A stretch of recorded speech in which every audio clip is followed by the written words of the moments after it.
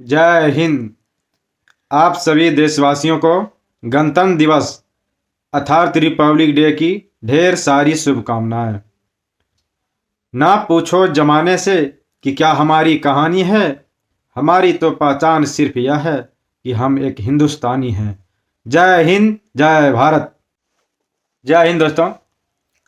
26 जनवरी 1950 को हम लोग गणतंत्र दिवस अर्थात रिपब्लिक डे मनाते हैं। ये गणतंत्र दिवस है क्या आखिर? और 15 अगस्त 1947 को हम लोग स्वतंत्रता दिवस इंडिपेंडेंट डे मनाते हैं। ये दोनों में बहुत सारे आदमी को कन्फ्यूजन लगता है, क्योंकि पता ही नहीं चल पाता है कि स्वतंत्रता दिवस है या गणतंत्र दिवस है, इंडिपेंडेंट है या रिपब्लिक है। तो आज हम अब सभी का कन्फ्यूजन दूर करने जा रहे हैं।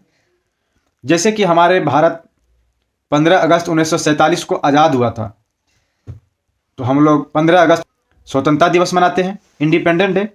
इसमें तो कन्फ्यूजन बहुत ही कम आदमी को होगा कि 15 अगस्त 1947 को हम लोग का देश आज़ाद हुआ था, तो 15 अगस्त को हम लोग स्वतंत्रता दिवस मनाते हैं। बात रही गणतंत्र दिवस की, 26 जनवरी 1950 को गणतंत्र दिवस मनाते हैं। आखिर गणतंत्र दिवस है क्या? जब हमारे भारत 15 अगस्त 1947 को आज़ाद हुआ था, उसके बाद तो अपना तो कानून व्यवस्था होना चाहिए था कि हमारे देश में किस तरह का कानून व्यवस्था होना चाहिए, संविधान व्यवस्था किस तरह, न्यायपालिका, कार्यपालिका, सभी का कुछ न कुछ नियम कानून होना चाहिए। तो इसीलिए एक संविधान सभा का गठन किया गया था, जो कि 1946 में ही कर दिया गया था। 9 दिसंबर 1946 को पहला बैठक संविधान सभा का हुआ था और अंतिम बैठक 26 नवंबर 1949 को अंतिम बैठक हुआ था। इस बीच का जो अंतराल समय है, 2 साल 11 महीना 18 दिन लगा था संविधान बनने में। तो संविधान बनकर 26 नवंबर 1949 को ही तैयार हो गया था। तो फिर हम लोग 26 जनवरी को गणतंत्र दिवस क्यों मनाते हैं? इसके बारे में आप लोग तो कभी नहीं सोचे होंगे। तो इसके पीछे भी कुछ लॉजिक है। चलिए हम पीछे ले जाते हैं और बताते हैं। जैसे कि 1929 में एक लाहौर अधिवेशन हुआ था, कांग्रेस का एक अधिवेशन हुआ था लाहौर में, जो कि अभी पाकिस्तान में है। और उस अधिवेशन की अध्यक्षता हमारे पंडित जवाहरलाल नेहरू जी ने कर रहे थे। तो उसने कहा था कि कितने दिनों तक हम ये अंग्रेज का उनका अत्याचार सहते रहें, तो अब अपना अधिकार होना चाहिए। इसीलिए पंडित जवाहरलाल नेहरू जी ने 1929 में यह कह दिया था, अब हमें पूर्ण स्वराज चाहिए। पूर्ण स्वराज की मांग उसने कर दी कि अब पूरा अपना अधिकार हमको चाहिए। तो लास्ट महीना चल रहा था, दिसंबर चल रहा था 1929। तो दिसंबर 1929 में ही घोषित कर दिया था कि अगले मंथ 1930 जब शुरुआत होगा, तो उसके अंतिम रविवार जिस दिन पड़ेगा, उस दिन हम लोग पूर्ण स्वराज की अपना झंडा गाड़ देंगे। अब हम अंग्रेजों का हुकूमत नहीं सहेंगे और हम गाड़ देंगे। तो 1930 जो आया और जो आखिरी रविवार था वो 26 जनवरी पड़ गया था। तो 26 जनवरी 1930 को पहली बार अपना देश का झंडा को गाड़ा गया था और पूर्ण स्वराज की मांग कर दी गई थी। इसीलिए 26 जनवरी को 1930 से हम लोग स्वाधीनता दिवस के रूप में मनाते हैं। तो उसी हर 26 जनवरी को स्वाधीनता दिवस के रूप में मनाया जा रहा था।